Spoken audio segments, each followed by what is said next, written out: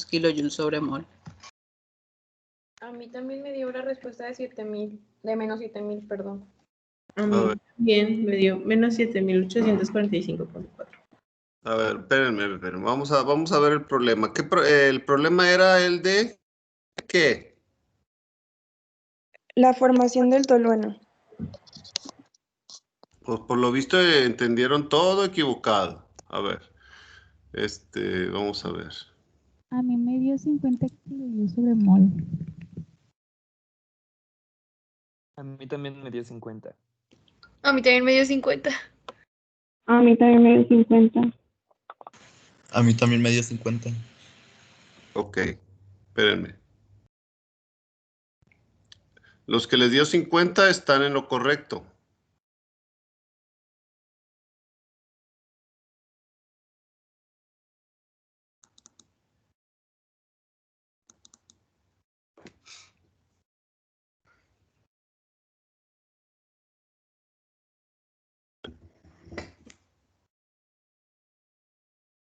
Los que les dio 7000 no leyeron bien el concepto del problema. Aquí está, dice, el calor de combustión del tolueno es 3947.7 kilojoules sobre mol. El calor, perdón. El calor de combustión viene siendo la entalpía de la reacción, ¿verdad? Porque es una reacción de combustión y aquí están diciendo que ya el calor que se desprende en la combustión, que es la misma reacción, es 3947.7. Por lo tanto, el delta H de la reacción, ¿sí? Este delta H que tenemos aquí, déjenme me lo traigo para acá. El delta H de la reacción es esa cantidad. Pues aquí está. El delta H de la reacción, en este caso, ¿sí? Lo voy a poner aquí abajo de cada uno de las incógnitas, sería menos, porque como es una reacción exotérmica, ¿sí? Tiene signo negativo, menos 3947.7, entonces menos 3947.7. ¿Ok? Eso es igual. Y ahora sí empezamos con las sumatorias. ¿Sí? Aquí está la reacción balanceada. Un mol, en este caso de tolueno, C7H8, líquido, más 9 oxígenos, produce 7 dióxido de carbón gas, más 4 agua líquida. ¿Ok? Entonces aquí ya nada más nos vamos con las sumas y restas normales, ¿verdad? Está. Menos 3947.7 igual a 7 moles por el valor del dióxido de carbono, que es menos 393.5, más 4 moles por el valor del agua, que es menos 285.8. Esos son los productos, ¿verdad? ¿Sí están viendo la pantalla? Sí. Ok. Sí, profe. Perfecto. Y entonces van los reactivos. Entre los reactivos tengo el tolueno, que no sé cuánto vale, porque es lo que me están preguntando. Me dicen la entalpía de formación del tolueno, ¿sí? Es la que se supone que viene en tablas, pero en la tabla que tenemos no viene el tolueno. A lo mejor vienen en otras tablas. No quiere decir que sean todos los valores que hay los que les enseñé yo en las tablas que les di, ¿sí? Hay más. Pero si me dieron a mí el dato que normalmente sacaba, que es delta H, pues puedo tener otra incógnita y nada más la despejo. Entonces, aquí sería menos un mol por la entalpía del tolueno, más 9 por la entalpía del oxígeno, que es 0. ¿Ok? Entonces, de aquí despejaríamos nada más la entalpía del tolueno. ¿Estamos? Entonces, hacemos toda esta sumatoria. Vamos a hacerla. ¿A cuánto sale? Saquen lo que está entre corchetes. 7 por menos 393.5 más 4 por menos 285.8. ¿Cuánto es? 3.897.7. No. Ah, no, no se queda así.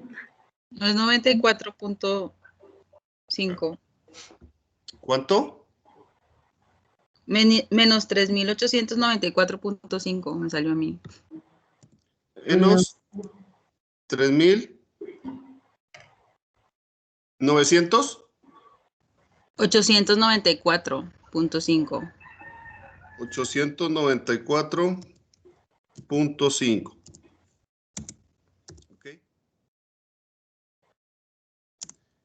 Y eso sería menos, porque acá está este signo de menos multiplicando a todo lo que está en el segundo corchete, ¿verdad? Pero lo que está en el segundo corchete solamente sería la entalpía de formación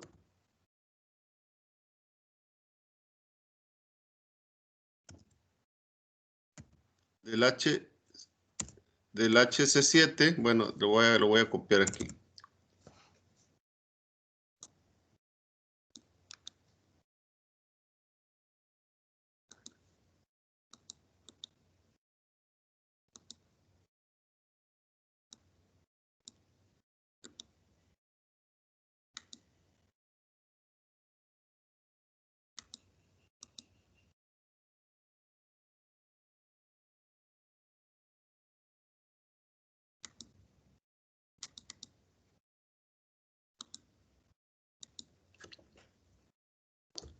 ¿Ok?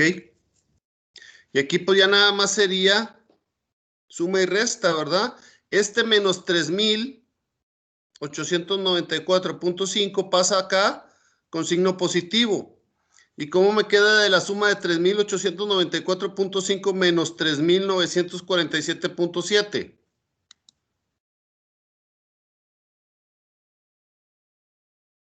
Acuérdense que este menos 3.894.5 pasa positivo para el otro lado, ¿ok?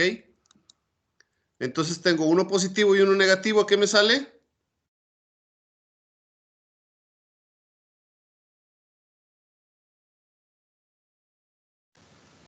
¿Negativo? ¿A qué sale? ¿Qué número? Aquí necesito que me den la respuesta. 50 positivo. A ver, ¿qué es más grande? ¿Sale 50 positivo? No, a mí me salió No, es menos 50. Menos 50. A ver, este 3.894. O sea, sale menos 50 y luego cuando le cambias el signo negativo para que sea la entalpía de formación se vuelve 50 positivo. O sea, menos 3.900 es mayor a 3.800. Este 3.800 va a pasar para este lado. Entonces aquí me queda menos 50, ¿verdad? Menos 50 es igual a menos la entalpía de formación. ¿Ok? Por lo tanto, entalpía de formación positiva va a ser igual a 50. ¿Ok? Kilojoules por mol. Los que sacaron 50 está correcto. ¿Ok? Los que no, pónganse las pilas porque esto es muy sencillo y esto es de álgebra. Esto no es de fisicoquímica, es de álgebra y si no saben álgebra, pues no la van a hacer no nomás en esta materia, sino en muchas más. ¿Ok? Entonces ya la mayoría ya entendió esta situación. Vamos a pasar al siguiente tema. ¿Ok? Voy a encargar después más problemas y pueden agarrar cualquier reacción y sacar su entalpía de reacción. Solamente van a las tablas o buscan las entalpías de formación de las diferentes sustancias que componen la reacción. checan que esté balanceada y pueden hacer ejercicios ustedes mismos. En YouTube también hay ejercicios de otros maestros que lo resuelven también, y por si no entienden bien la explicación. Aunque para la gran mayoría ya quedó claro, ¿ok? Los que me sacaron aquí números muy grandes están equivocados. Ojalá ya vean en qué se equivocaron y no vuelvan a equivocarse en lo mismo. Ok, vamos a continuar.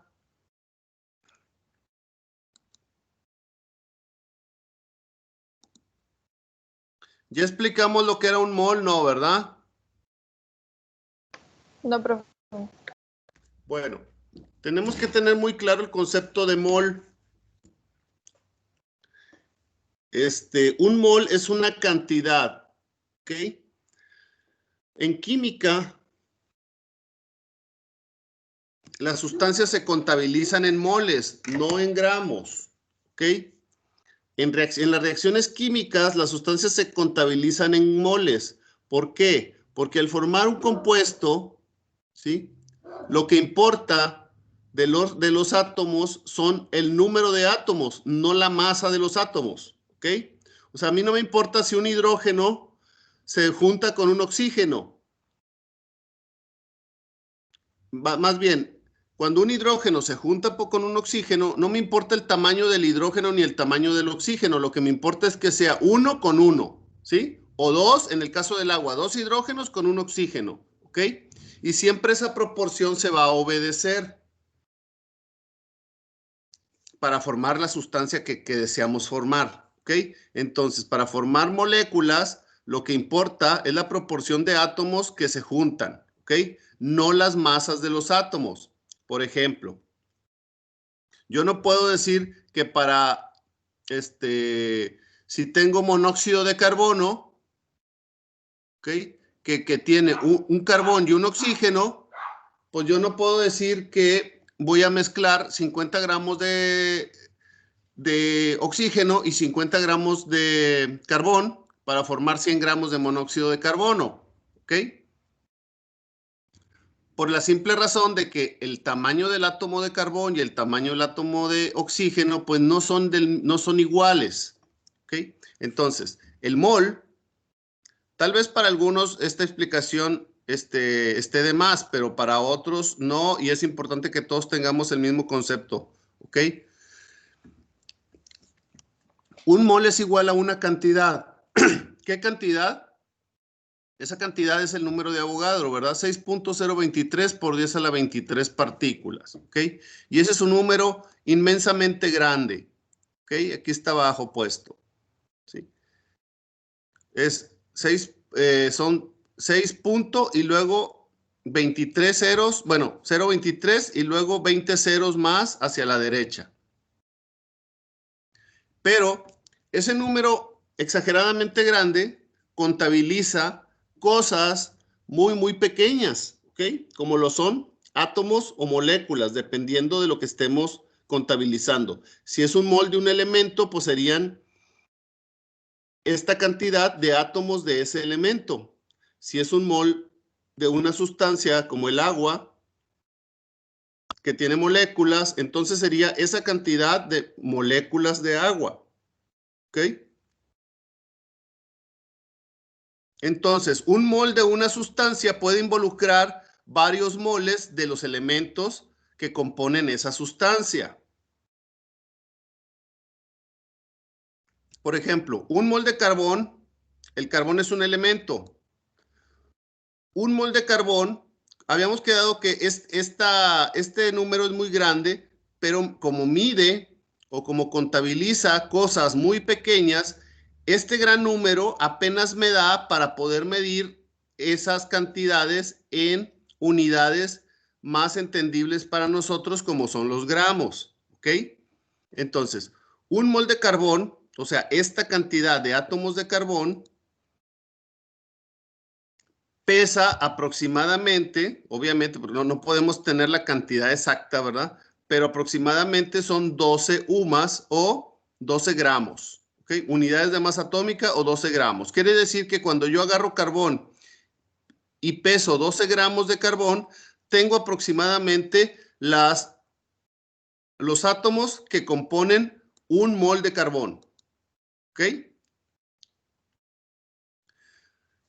Ojo con los diatómicos. En la tabla periódica los diatómicos están como elementos, pero nunca a la hora de reaccionar, si están en estado puro, siempre les vamos a poner el doble del peso atómico porque están en forma de moléculas, por lo tanto hay que sumarles otro número igual de átomos, ¿sí? Por ejemplo, en la tabla periódica el hidrógeno pesa 1 gramo, ¿sí? Pero ahí estamos contabilizando un mol de hidrógeno elemental, no diatómico, ¿ok? Entonces, si nosotros tenemos una reacción hidrógeno diatómico,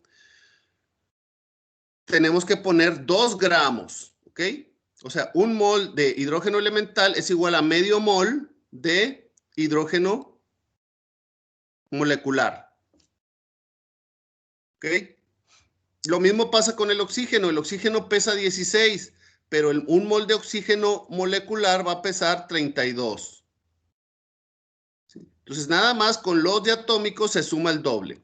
Ahora, por ejemplo, un mol de agua, que es H2O, si yo quiero saber cuántos gramos pesa un mol de agua, pues solamente tengo que sumar las masas atómicas de los diferentes elementos que componen la sustancia, ¿sí? O la molécula, y multiplicarlo por el número de moles que tiene esa molécula. Por ejemplo, el agua tiene H2, tiene 2 hidrógenos, ¿ok?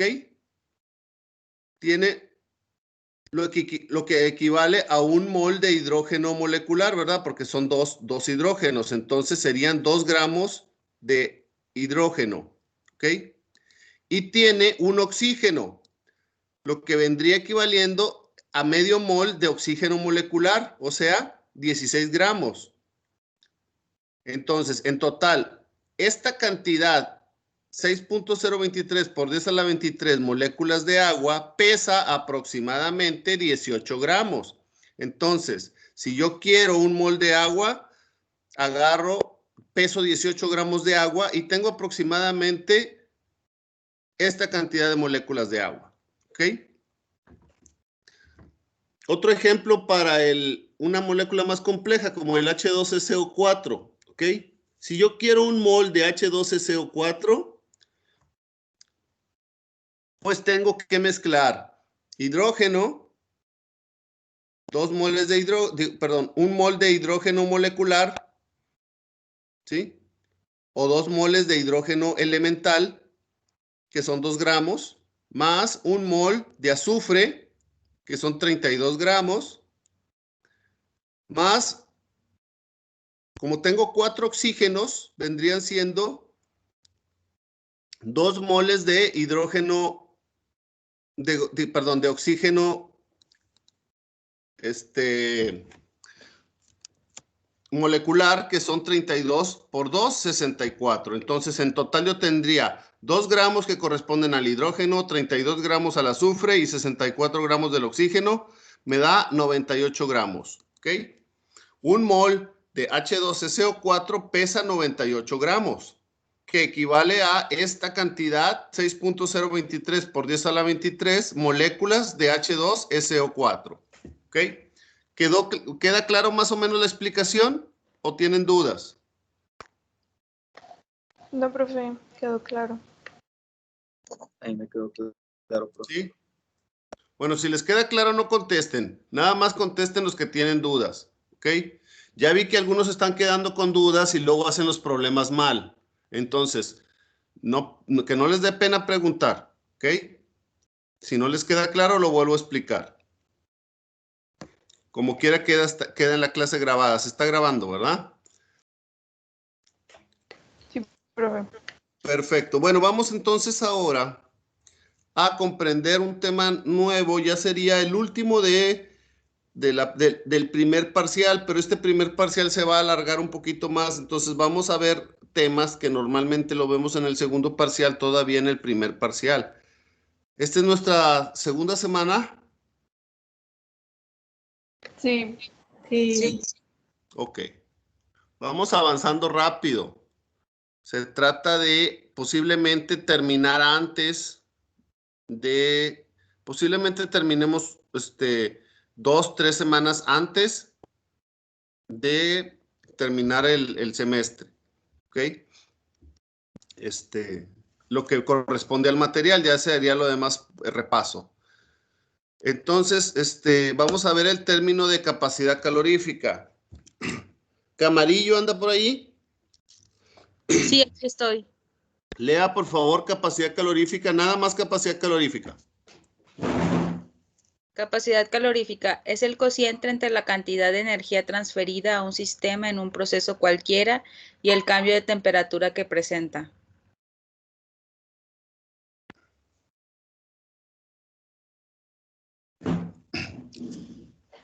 Ok.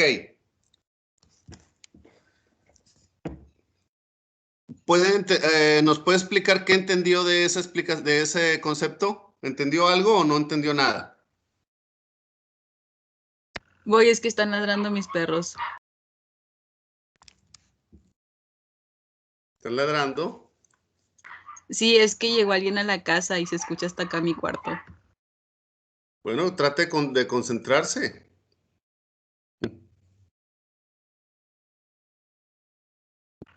Bueno, dice que es el cambio de energía transferida, o sea, por ejemplo, en los ejemplos que ya he mencionado en las clases pasadas, que si tenemos un objeto que está a una temperatura menor a la de ambiente, el calor del ambiente se va a transferir al objeto para que ambos estén en equilibrio, ¿no? Sí, eso siempre ocurre. Eso es un comportamiento general, ¿sí? Pero la capacidad calorífica en específico es la energía que un cuerpo puede absorber en relación con el rango de temperatura que modifica, ¿ok? Por ejemplo, les voy a poner un ejemplo. Pongan atención porque este concepto es importante, ¿ok? Si yo tengo una olla de aluminio y tengo otra olla exactamente del mismo grueso, pero de fierro, entonces yo caliento en la estufa, que la estufa tiene la misma flama para las dos ollas, ¿sí? O sea, le estoy suministrando la misma cantidad de energía a las dos ollas, ¿ok?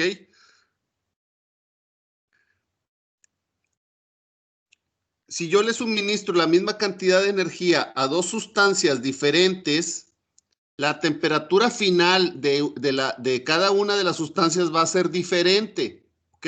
O sea, si yo pongo 30 segundos la olla de aluminio y 30 segundos la olla de fierro, ¿sí? Las dos empezaron a la misma temperatura, que es la temperatura ambiente. Vamos a suponer que estamos a 30 grados. Entonces, las ollas están a 30 grados temperatura inicial, ¿ok? Las pongo en la estufa y prendo las mechas al mismo tiempo, ¿ok? Y dejo esperar 30 segundos. O sea, la cantidad de calor que absorbió ambas ollas fue la misma, ¿ok? La temperatura con la que iniciaron ambas ollas fue la misma, pero la temperatura con la que van a terminar las ollas va a ser diferente, ¿ok? O sea, una se va a calentar más que otra por el simple hecho de que todas las sustancias tienen una diferente capacidad calorífica, que viene siendo la capacidad de absorber energía y modificar su temperatura. Entonces ahí viene donde nosotros decimos temperatura y energía no es lo mismo. La energía es una cantidad, ¿sí? Y la temperatura es una medida que no necesariamente equivale a la misma cantidad en todas las sustancias. ¿Ok? ¿Me expliqué o no me expliqué? Sí, profe.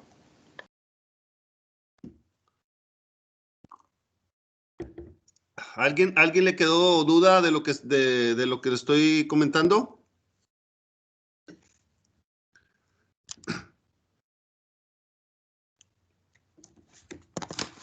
A ver, Villarreal, anda por ahí, Villarreal Milán. Sí, profe, Millán. Millán. Calor específico, lea, por favor.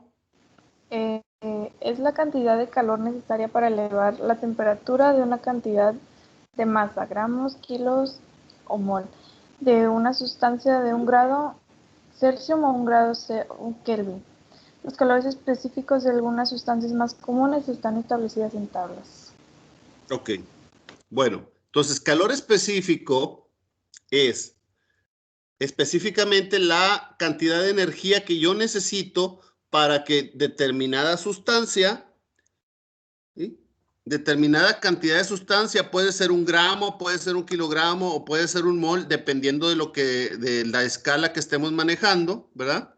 Determinada unidad de masa de sustancia puede elevar 1 grado su temperatura, ya sea 1 grado Kelvin o 1 grado centígrado, porque acuérdense que como son del mismo tamaño, ¿sí? Si se eleva 1 Kelvin, pues también se eleva 1 centígrado, ¿ok? O sea, si pasa de 1 grado centígrado a 2 grados centígrados, es lo mismo que va a pasar de 274 grados Kelvin a 275 grados Kelvin, ¿ok? Que es la equivalencia en grados Kelvin de 1 y 2 grados centígrados. Entonces, esa cantidad de energía que se necesita está establecida en tablas, ¿ok? Y está en una de las tablas que les envié. Les envié 2 tablas de valores de entalpía, entropía, etcétera, etcétera. Y les envié también esta tablita.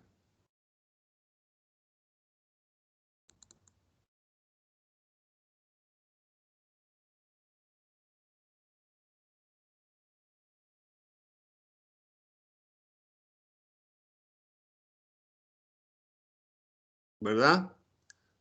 ¿Sí la vieron o no la vieron? Sí, sí la vi. Ok.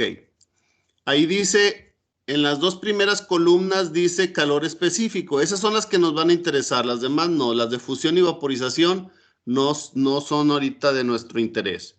Lo que nos importa son las 2 primeras columnas, ¿ok? Que vienen siendo en realidad el mismo valor, pero en diferente escala. La primera columna me lo mide en kilocalorías, que es la cantidad de energía para que 1 kilogramo de esta sustancia se eleve 1 grado centígrado o 1 grado Kelvin. Aquí no importa si yo pongo centígrados o Kelvin, ¿ok? O la misma cantidad de energía, pero en kilojoules, ¿verdad? La segunda columna me dice los kilojoules, o sea, la misma energía, pero en kilojoules para elevar 1 kilogramo de esa sustancia, 1 grado Kelvin o 1 grado centígrado, ¿ok? Entonces aquí vienen los cocientes o los valores de energía en las diferentes escalas para que 1 kilogramo de esta sustancia se eleve 1 grado centígrado. Entonces es una referencia de la cantidad de energía que necesita absorber cada una de estas sustancias. Volviendo otra vez a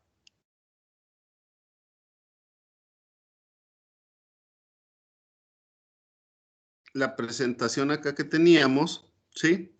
Dice fórmula de capacidad calorífica. Ya lo vieron, está ahí abajo. Dice Q, que es el calor absorbido o desprendido, dependiendo, porque también puede ser que una sustancia le pase el calor a otra sustancia y después vamos a ver problemas. Q es igual a la masa de esa sustancia por el calor específico por el delta T, que viene, delta T, como ya vimos, es un cambio de temperatura que viene equivaliendo a temperatura final menos temperatura inicial, ¿ok? Entonces,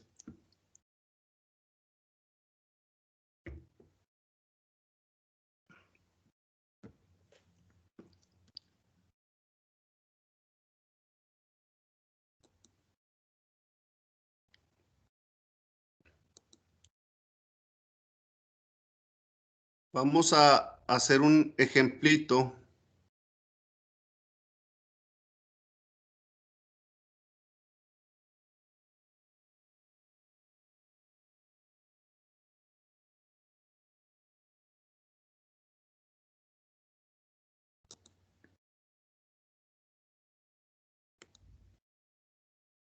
Vamos a hacer un ejemplo simple.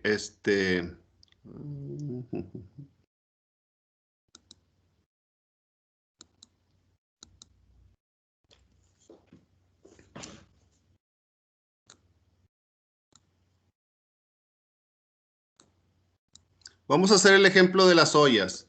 ¿Cuánto les gusta que pesa una olla? Pónganle, pónganle un número. 2 kilos. ¿Una olla de 2 kilos? Sí. Es de barro. No, pero bueno, vamos a decir que es de fierro. Vamos a poner primero metales, que es los ejemplos más fáciles, ¿ok? Obviamente existe la capacidad calorífica para el barro, pero pues depende de qué tipo de barro sea. ¿Sí me explico? O sea, si hay valores, tenemos que tener el valor de capacidad calorífica. Aquí están algunos materiales, ¿sí? Alpaca, aluminio, antimonio, azufre, bronce, cadmio, carbón mineral, carbón vegetal, etcétera, etcétera. Pero pues no viene el barro. ¿Sí me explico? Necesitamos que sea de algún material que tengamos aquí el dato de su capacidad, de su calor específico, ¿ok? Sí, obviamente, sí, mediante un experimento sí se puede medir el calor específico del barro, ¿verdad? Pero como les digo, depende de qué barro sea, porque no todos los barros son iguales tampoco, ¿verdad? Hay unos que son más cerámicos que otros y otros que aguantan el calor más, etcétera, etcétera, dependiendo del tipo de tierra que estén formados. Pero aquí vamos a comparar una olla de fierro con una olla de aluminio, ¿ok? Para irnos más rápido. Entonces, las ollas tienen que tener el mismo peso. O sea, una olla, vamos a ponerle 2 kilos entonces. Si su compañera dice que 2 kilos, pues una olla de 2 kilos. ¿Ok? Entonces, 2 kilogramos de aluminio, la ponemos en el fuego y le agregamos energía y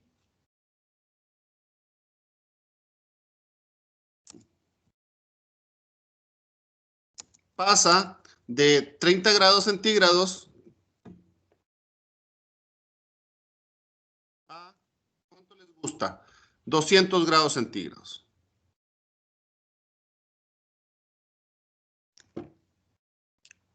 Entonces, 2 kilogramos de aluminio pasan de 30 grados centígrados a 200 grados centígrados. La pregunta es, ¿cuánta energía se le suministró al sistema? En este caso, el sistema es la olla, ¿verdad? Entonces, mi fórmula me dice que el calor, que es equivalente a la energía que estoy suministrando al sistema, es igual a ¿qué?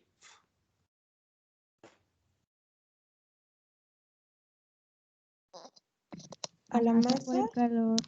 A la masa, masa por calor específico por el delta de la temperatura, ¿ok? ¿Cuál es la masa? 2 kilos. kilogramos.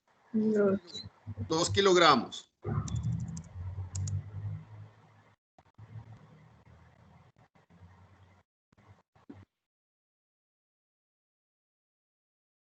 ¿Sí? 2 kilogramos. Aquí hay algo importante. Tenemos que checar siempre la escala de del calor específico. Aquí si el calor específico está en kilogramos, entonces está bien porque la masa en kilogramos se multiplica por el calor específico que también está en kilogramos. En caso de que me hubieran dado la masa en gramos, entonces hubiera tenido que convertir a kilogramos. O sea, si me hubieran dicho, por ejemplo, 300 gramos de fierro, entonces tengo que convertir a 0.3 kilogramos de fierro para que ahora lo podamos multiplicar por el calor específico que está en kilogramos. En este caso era el aluminio. ¿Cuánto vale el aluminio? Vamos a hacer la escala de kilojoules, ¿ok?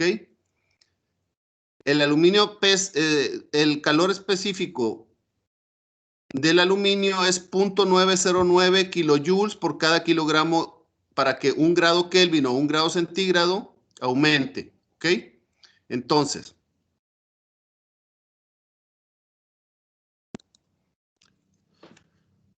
el valor del calor específico viene siendo 0.909 kilojoules, que es la energía que se necesita inyectar a cada kilogramo de sustancia para que aumente 1 grado centígrado o 1 grado Kelvin. En este caso, le voy a poner centígrados porque me conviene ponerle centígrados, porque el delta T me va a salir en centígrados, ¿ok? ¿Cuál es el delta T? Temperatura final menos inicial, o sea, 200 menos 30, ¿verdad? Sí, ¿Qué cantidad es? 170. 170. 170 grados centígrados, ¿ok? Por lo tanto, al multiplicar 2 por 0.909, se van los kilogramos, y al multiplicar lo que me salga por 179 centígrados, se van los grados centígrados, ¿sí? Y me quedan únicamente las unidades de energía, que son kilojoules, ¿ok? Entonces, Profe, ¿por qué 179? 179 porque es el cambio de la temperatura. O sea, la temperatura empezó en 30 grados y terminó en 200. ¿Pero no serían 170? Pues sí, pero pues sus compañeras me dijeron 179 y yo les hice caso. Profe, yo podemos- dije 170. No podemos confiar en su... O yo escuché mal a lo mejor, pero yo estoy mal. Son 170, ¿verdad? Si son números cerrados, ¿cómo es posible? Bueno, a lo mejor escuché mal, pero son 170. Muy bien por la observación, compañera. Entonces, ¿a qué nos da eso? 309.06 kilojoules. 309.06 kilojoules. ¿Okay? Esta es la cantidad de energía que necesita absorber 2 kilos de aluminio para pasar de 30 a 200 grados centígrados. ¿Ok? Ahora, si hacemos exactamente el mismo cálculo con los mismos datos, pero cambiamos el material, pues obviamente va a cambiar también el calor específico de ese material. Por lo tanto, el resultado en energía va a ser diferente. ¿Ok? Vamos a hacerlo con el fierro. Ahora, 2 kilos de fierro, porque vamos a suponer que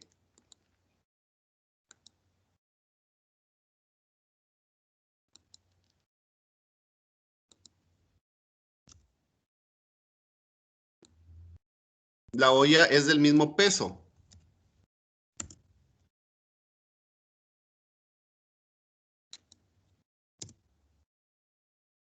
¿Okay? Entonces ahora hacemos el mismo cálculo, pero ahora en lugar de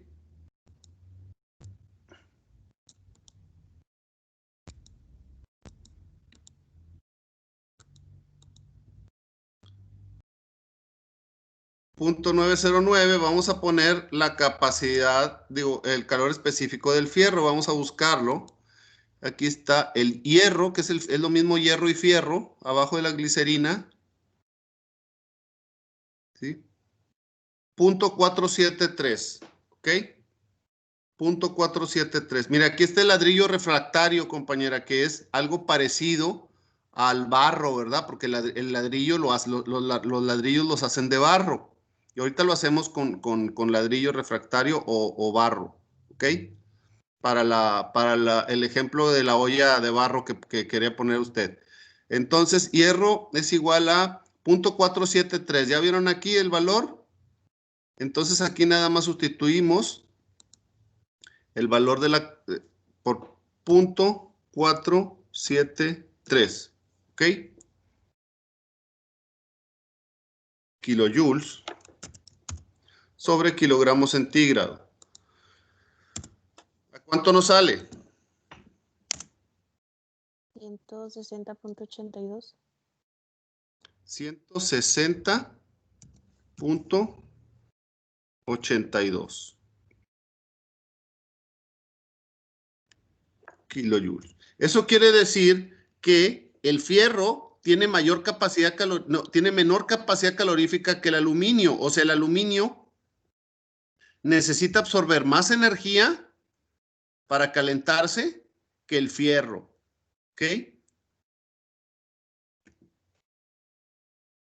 O sea, el fierro se calienta más rápido que el aluminio.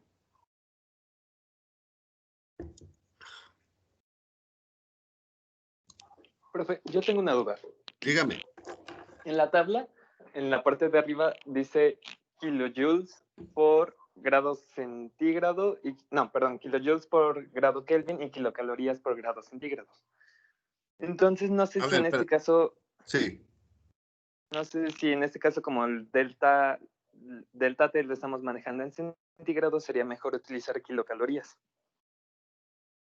Son independientes una cosa de la otra. O sea,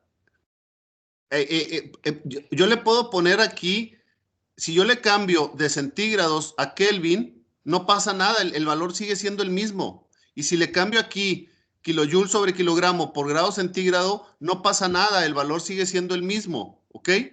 Porque para que cambie un grado centígrado, necesito la misma energía para que cambie también un grado Kelvin. ¿Sí me explico? No sé si me explique. O sea, aquí en este caso, la escala de temperatura no influye si yo pongo una o pongo otra. Ok, sí, gracias. ¿Sí? Porque si cambia un grado centígrado, también cambia un grado Kelvin. Y esta energía es la que se necesita para que la sustancia cambie un grado. No importa si es centígrado o Kelvin. No sé si me expliqué. Sí, muchas gracias. ¿Sí? Entonces, yo puedo arbitrariamente, yo puedo poner centígrados o Kelvin.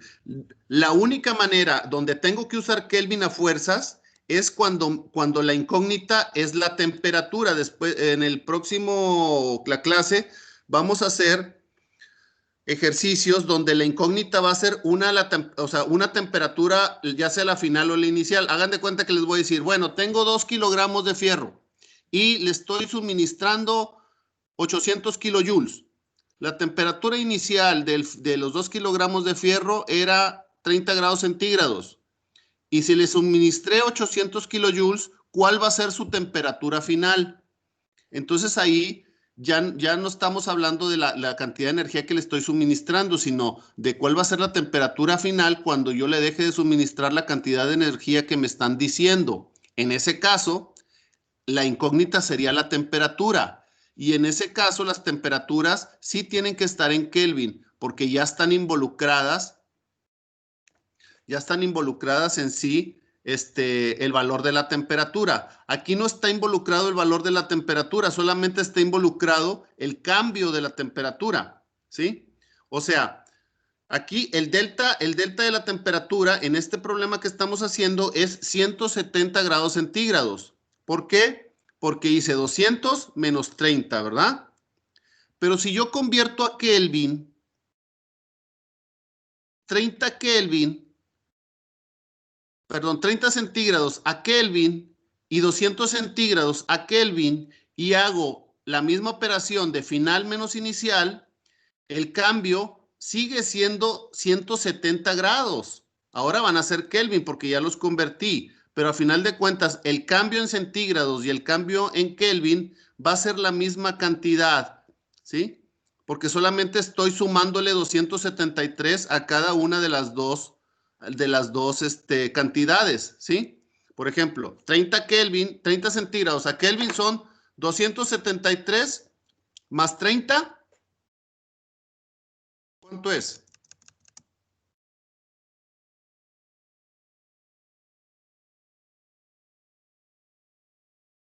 No los escucho. ¿Sí me están poniendo atención o no? 303.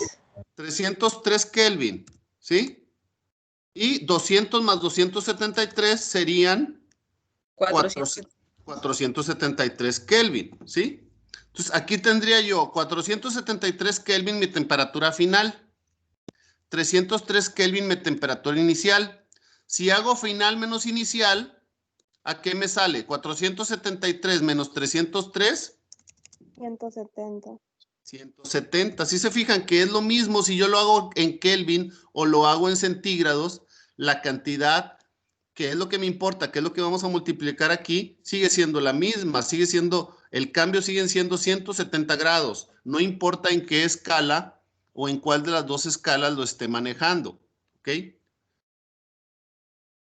Donde, en el caso en el que sí tendría que, por ejemplo, cambiar a Kelvin sería si tuviera una escala negativa. Por ejemplo, si el aluminio hubiera pasado de menos 30 grados a 200, entonces sí, porque poner 200 menos 30 sería como poner 200 más 30, ¿verdad? Y ahí ya no me cuadra por el signo de la escala centígrados que tiene escala negativa y en realidad la escala no debería de ser negativa, ¿ok? Entonces, si yo tengo en centígrados escala negativa, sí lo tengo que convertir a Kelvin. Pero si los dos números de mi escala en centígrados son positivos, entonces me va a salir lo mismo que en Kelvin. No sé si me explico.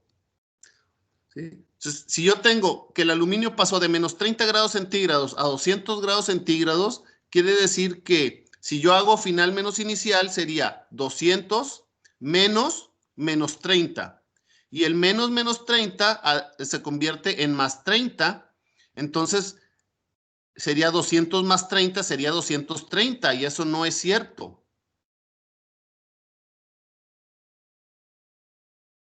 Ah, no, sí es cierto. Perdón, son 230 el lapso, sí. También sería igual 230 el cambio, ¿verdad? De menos 30 a 200 serían 230 el cambio. ¿Ok? ¿Qué horas son? Ya son las 10. Ok. Vamos a seguir haciendo problemas el martes, ¿ok? Sí, profe. Más o menos quedó el concepto. Sí, pero ¿cuál de los dos tiene más capacidad calorífica?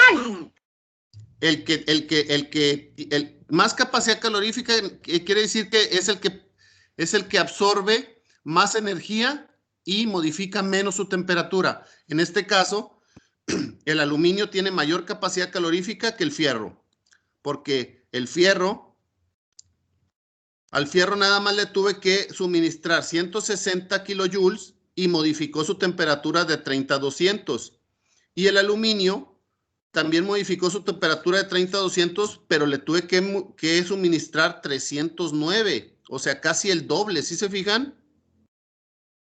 Sí. Entonces, el aluminio, para calentar el aluminio necesito más energía que para calentar el fierro. ¿Ok? Y ahora, ustedes pueden decir, pero en una olla de aluminio, los alimentos se calientan más rápido que en una olla de fierro. Sí, pero en una olla de aluminio hay menos aluminio que en una olla de fierro. El aluminio tiene la característica de que se puede hacer mucho más delgado que el fierro. Y si usted agarra una olla de aluminio, pues pesa bien, está muy livianita. Si agarra una olla de fierro del mismo tamaño, va a estar muy pesada. Entonces las masas aquí no serían 2 kilos y 2 kilos. ¿Sí me explico? Y aquí estamos igualando las masas. Aquí estamos diciendo que tengo la misma cantidad de sustancia. 2 kilos de aluminio contra 2 kilos de fierro. ¿Ok? Entonces, si nosotros igualamos las condiciones, el aluminio se calienta menos rápido que el fierro. O equivale a decir, el aluminio necesita más energía para calentarse que el fierro. ¿Ok? Ese es el concepto de capacidad calorífica. Como quiera, vamos a seguir repasándolo. Pero ya me tengo que ir porque tengo otra clase y ustedes yo creo que también. ¿Sale? Cuídense, chavos. Nos vemos Igual, entonces. profe, gracias. Bye. Gracias, profe. Bye, profe. Buenos Gracias, días. profe. Nos vemos. Si tienen dudas, pueden preguntar también por el WhatsApp. Estamos también ahí con asesoría constante. Gracias. Cuídense.